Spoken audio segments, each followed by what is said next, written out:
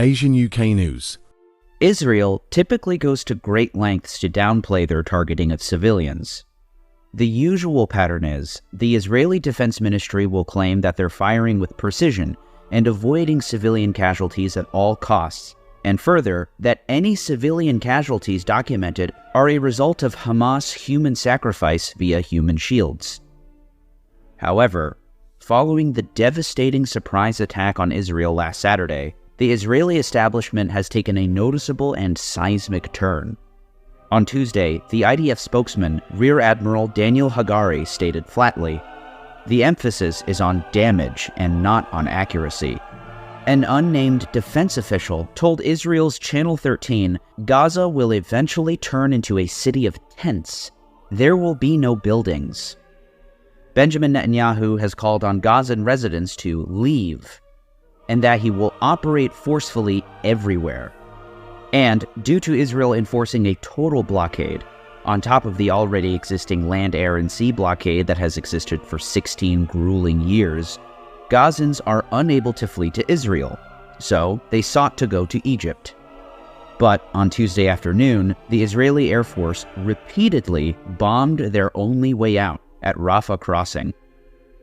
That crossing remains closed, and Egypt is now pleading with Israel to stop bombing it in order to let in aid. Most people are taking shelter in schools operated by the UN. Sewage facilities have been hit, leaving solid waste accumulating in the streets.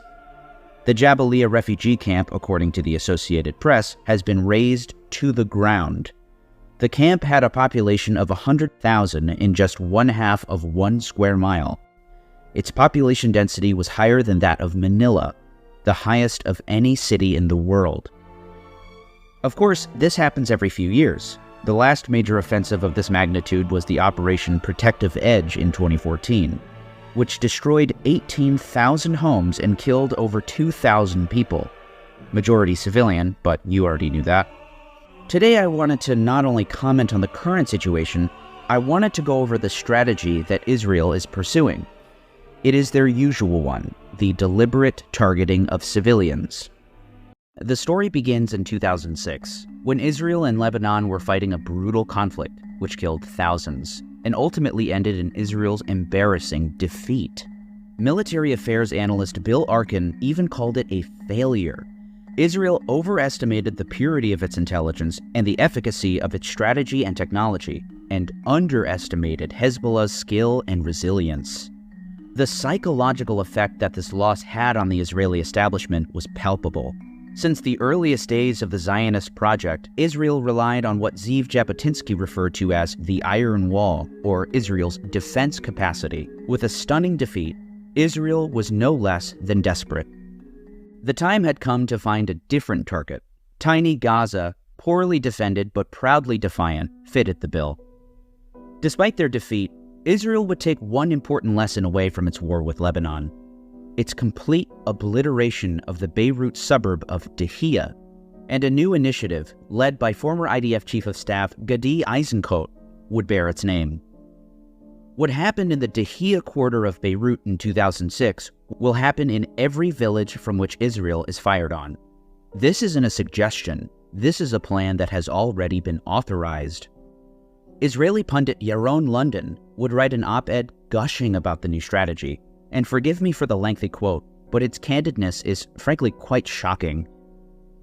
The Dahiyya strategy is a term that will become entrenched in our security discourse. Dahiyya is the Shiite quarter in Beirut that our pilots turned into rubble during the Lebanon War. In the next clash with Hezbollah, we won't bother to overtake fortified Hezbollah positions. Rather, we shall destroy Lebanon and won't be deterred by the protests of the world. Thus far, the Dahiyya strategy was not adopted because Israel attempted to cling to the distinction between good Lebanese and bad Lebanese. This is both good and bad. It's bad because north of us, there is a state that is entirely malicious. It's good because there is no longer any need for complicated distinctions. Israeli strategists' new point of view is that Lebanon is an enemy. We have failed in our sophisticated attempts to distinguish between innocent individuals and sinning leaders. Without saying so explicitly, we reached the conclusion that nations are responsible for their leaders' acts. In practical terms, the Palestinians in Gaza are all Khalid Mashal. The Lebanese are all Nasrallah, and the Iranians are all Ahmadinejad. Too bad it did not take hold immediately after the disengagement from Gaza. We deluded ourselves into thinking that the people are not the same as their leaders, and that the people only care about making a living. Such explicit calls for genocide by a public figure are quite rare in the documentary record, especially ones written with so much clarification. In slightly but barely less explicit terms, retired Major General Giora Island would invoke Dahiyya in his policy prescription for Israel in the event of another war with Lebanon. Serious damage to the Republic of Lebanon, the destruction of homes and infrastructure, and the suffering of hundreds of thousands of people are consequences that can influence Hezbollah's behavior more than anything else. Those of you who have seen my videos on the Korean War will be reminded of the American strategy over the course of that conflict. As the U.S. Air Force put it, the psychological impact of bringing the war to the people is a catalyst that destroys the morale and will to resist. The notorious General Curtis LeMay would lead the bombing campaign in Korea. He very well may have been an early pioneer of the Dahiyya doctrine. There are no innocent civilians. It is their government, and you are fighting a people. You are not trying to fight an armed force anymore, so it doesn't bother me so much to be killing the so-called innocent bystanders. LeMay was only carrying on with his Second World War strategy, where he obliterated scores of Japanese cities and killed hundreds of thousands of people. At least he was self-aware. If we'd lost the war, we'd all have been prosecuted as war criminals. The first battle in which Israel debuted its Dahiyya strategy was the 2008 invasion of Gaza, what the Israelis called Operation Cast Lead. Israel's interior minister recommended that the IDF should decide on a neighborhood in Gaza and level it. And in the words of Israel's deputy prime minister, it should be possible to destroy Gaza so that they will understand not to mess with us. It is a great opportunity to demolish thousands of houses of all the terrorists, so they will think twice before they launch rockets. They should be razed to the ground, so thousands of houses, tunnels, and industries will be demolished. Following the war, the United Nations released a report of their fact-finding mission on the Gaza conflict. The mission concludes that what occurred was a deliberately disproportionate attack designed to punish, humiliate, and terrorize a civilian population.